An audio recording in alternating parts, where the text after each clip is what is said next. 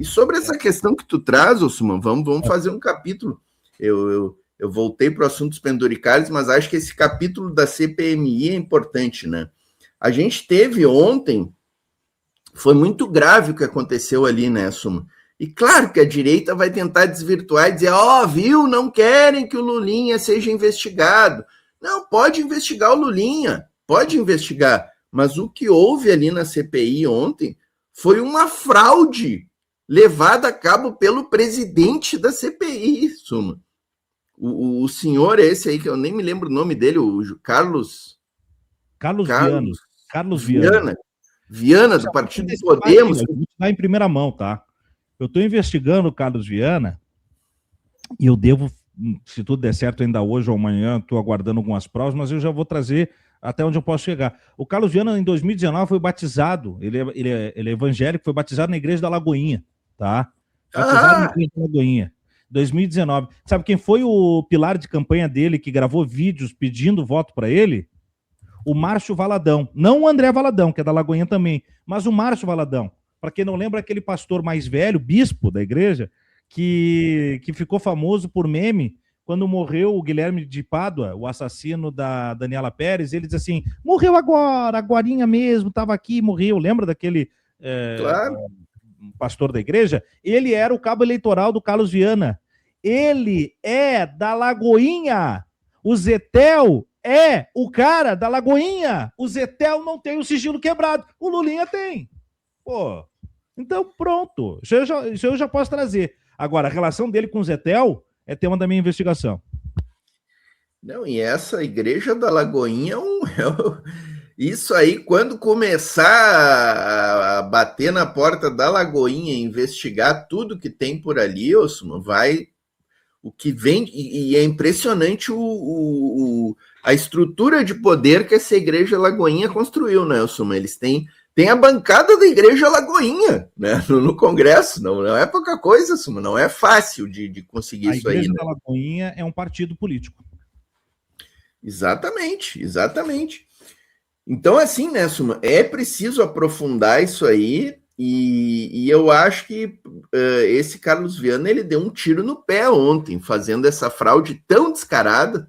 Eu estava assistindo ao vivo, Suma, quando aconteceu. Estava assistindo ao vivo, e o cara conta até 7, tu tá vendo a imagem ali, que a imagem não foca todo mundo. Eu contei na hora ali, eu voltei o vídeo um pouquinho e contei 12 na hora. Tinham mais 2 ali que não dava para ver direito, que eles estavam sentados ali, mas deu para ver nitidamente que tinham 12 quando eu contei rápido ali, sabe? Então, ele vai ficar completamente desmascarado, ele não tem a mínima condição de prosseguir, né, Suma, na presidência dessa CPMI. E, aliás, essa CPMI também não tem condições mais de prosseguir, né, Suma? Porque está nitidamente ali que é um palanque político da direita e da extrema-direita, que eles abandonaram completamente o fio da meada da boa investigação da questão da fraude do INSS. Eles abandonaram, e por que eles abandonaram? Porque está mais do que demonstrado que essa fraude foi toda construída e estruturada no governo Bolsonaro. Aquelas figuras ali, os Golden Boys, todos são testa de ferro dessa turma do bolsonarismo, da Igreja da Lagoinha. Então, algo precisa ser feito aí. Eu espero que o Alcolumbre não fique sentadinho confortavelmente na cadeira dele, né, Sum? Porém, eu vou te dizer, tá? Para mim, a jogada do Carlos Viana foi de mestre, tá? Foi uma baita de uma sacada, porque ela já criou um rombo que eu penso ser quase irrecuperável. Eu vou explicar. Ao obrigar, mesmo com o número de votos contrários, ao se fazer de morto, de louco, e obrigar a quebra de sigilo, pode ser que agora o Alcolumbre mande voltar, pode ser que a justiça mande voltar, que as forças políticas façam voltar, mas ficou a sensação de: vocês não querem que investigue Lulinha? Vocês estão lutando para não investigar Lulinha? Então vocês querem que não investigue? Qual é o problema? Manda abrir. Aí o Lulinha ontem mesmo disse: não, pode abrir se quiser o sigilo. Mas por que nós vamos vulnerabilizar uma pessoa só por um joguete político. Então eu acho que foi uma baita de uma sacada, tá? Uma baita de uma sacada de mestre do Carlos Viana, tá? Mas ele tem que ser punido. Ele tem que ser punido. Sabe, nós estamos numa época em que o cara literalmente conta os votos. Aí o cara quer falar em voto, como é que diz? De cédula depois lá, né? Voto auditável. O que adianta? Porque é mais do que auditável o voto em que você levanta a mão? Mais auditável do que isso? Na frente da TV, na frente dos celulares, na frente das pessoas, mais auditável do que isso, e você ainda assim rouba. Faça o meu favor, né? O cara botou um comentário num corte que a gente postou aqui no canal de cortes, que quer o comentário irônico, né? Quero voto no papel e com o Carlos Viana fazendo a contagem de voto, né? O cara disse que a direita vai começar a defender isso aí para a eleição, né? Mas sem dúvida que ele deve ser punido, mas olha, é difícil tu acreditar, né, que aquele conselho de ética ali vai ter alguma punição para ele, e tu tem toda a razão nessa leitura de que eles já ganharam esse episódio aí, eles já ganharam nesse episódio, porque eles já criaram a narrativa. Olha aí, ó, viu como eles não querem que o Lulinha seja investigado, né? Essa narrativa já está posta. Então, eu acho que para contrapor essa narrativa, o Lulinha tem que apresentar aí urgentemente os dados dele, né? Tem que apresentar urgentemente, abrir tudo que tem que abrir aí e vamos pro pau, né? E vamos pro pau. Claro que quando abrir os dados, o Suman, o que vai ter ali? Comer uma pizza na pizzaria do Vorcaro, na pizzaria do cunhado da faxineira do Vorcaro. Olha aqui, ó. Tá aqui, ó. E aí isso aí vai também, a grande mídia faz o auê, né? É o áudio do Lula com a Dilma, né, o Suma, que não tinha nada naquele áudio, não tinha nada. Inclusive o Lula disse que não queria receber o negócio ali, eles cortaram aquela parte, né? Mas é um áudio que não dizia nada e virou assim como se fosse o maior crime contra a República, aquele áudio, né? Você pensa, Porti, que os caras conseguiram numa época em que não tinha inteligência artificial, que não tinha a sofisticação que tem hoje. Eles conseguiram atribuir ao Lulinha uma Ferrari de ouro, eles conseguiram botar a Friboi como uma empresa do cara, entre outros horrores. Você imagina agora, com todas essas manipulações, e onde a pós-verdade pegou, né? Então, ele não precisa que seja fato. Ele só precisa que haja suspeição. E a suspeição sobre o Lulinha, ela é um muro de bate-volta. Eu falei isso ano passado, não sei se você vai lembrar. Eu disse, tentaram bater na Janja, a casca estava mais fechada, ela está mais próxima ao governo, ficou mais difícil. Tentaram bater no Frei Chico, mas estava muito fraco. A causa dele está muito fraco. Voltaram para o Lulinha. Né? Voltaram para o Lulinha. E vamos lá, isso pode custar uma eleição, Portinho. Isso pode custar uma eleição. Infelizmente, a gente tem que ficar com isso claro para a gente. Se não soubermos sair da armadilha Lulinha, isso pode custar uma eleição. Os caras não têm mensalão, os caras não têm petrolão, os caras não têm rachadinha, os caras não têm nada para pechar no governo. Eles encontraram uma brecha da suspeição sobre o Lulinha, mas ela é o suficiente para pegar. E é perigoso. Não, e tem alguns pontos aqui, Nelson. Estava até escrevendo aqui, porque eu sou ruim de memória e vou falando e vou esquecendo. Frei Chico, né? Eles abandonaram o Frei Chico, abandonaram. Ligado ao sindicato que tem a ver com a pauta, como não tem nada, esquece o Frei Chico. Era tão assim gritante a relação do Frei Chico com a fraude e abandonaram de uma hora para outra. Por que será, né? Impressionante, simplesmente porque o Frei Chico é dirigente de um sindicato e o próprio sindicato dele não está envolvido. O próprio sindicato dele fazia descontos que eram lícitos e legítimos. E isso já apareceu lá dentro da CPI. Por isso que eles abandonaram o Frei Chico. O Lulinha, Suma, eu quero te perguntar qual o Lulinha, porque tem 3 filhos do Lula que são aí chamados de Lulinha e cada hora é um também, né? O Luiz Cláudio era o dono das empresas que era o dono da Oi, né? O Luiz Cláudio. E agora o Fábio, esse é outro. Então tem mais esse dado aqui, tem 3 Lulinhas que eles ficam cada hora, eles disparam para um lado, né? E outra coisa, Suma, essa estratégia, o professor João César Castro Rocha ontem lembrou que o filho do Getúlio Vargas também era dono do mundo na época, lá na década de 50. Então é a mesma estratégia de tentar pegar o filho do presidente da República Popular, do campo popular, e tentar incriminar, né?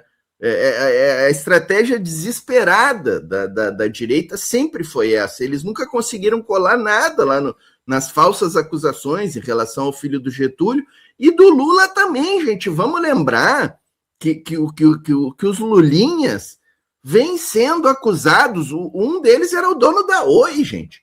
O outro era o dono não sei do que, o outro tinha Ferrari. O Suma acabou de trazer aqui. Tudo mentira.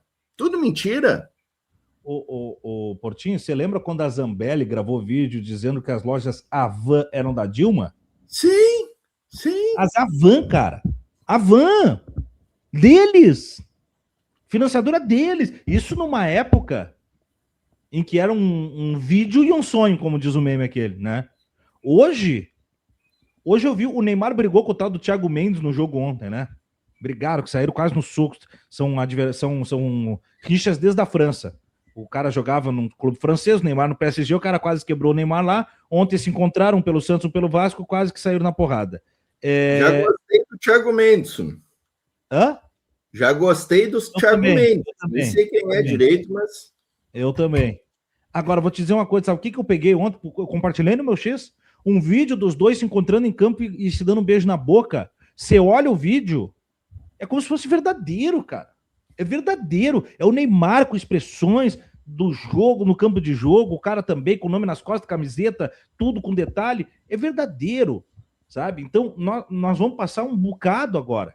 Porque se o Lulinha era o dono de uma Ferrari de ouro, que era uma Ferrari que estava em Dubai, e os caras conseguiram botar ele. O cara que entra na Ferrari no vídeo que vazou na época, que todo mundo procurava, era um homem negro. E ainda assim conseguiram casar essa informação de que o Lulinha era o dono da Ferrari. Você imagina hoje que você coloca o Lulinha dentro de um foguete com o Elon Musk em Marte e dá para acreditar pelo grau de sofisticação.